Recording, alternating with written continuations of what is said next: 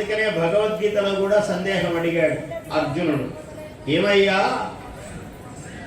వ్యామిశ్రేణేవ వాక్యేన విమోహయసి కేశవ, నువ్వు వ్యామిశ్రణము అంటే అంత కలగా పులకంగా చెప్తున్నావయ్యా నువ్వు చెప్పే మాటలు.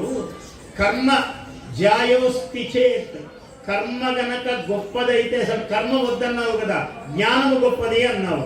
జ్ఞానము గొప్పది అంటే మళ్ళీ కర్మ చేయమని ఎందుకుంటున్నావు? ఈ యుద్ధంలో అందరినీ జయించరా, బాణం వేగా అంటున్నావు, కర్మను బోధిస్తున్నావు. తత్కిం కర్మని ఘోరేమాం నియోజయసి కేశవ, మళ్ళీ ఘోరమైన పాపకర్మ యందు నన్ను నియోగిస్తున్నావు ఆధారము చేసుకొని.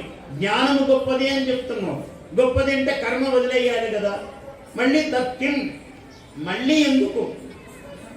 ఘోరేమాం నియోజయసి కేశవ, కర్మని ఘోరే, ఒక ఘోరమైన పని, అందులో ఏదైనా పూజ చేయని ఆయన పుష్పాలు ఇస్తున్నావా, అభిషేకం చేయని ఆయన శివుడికని జలం ఇస్తున్నావా? లేదు.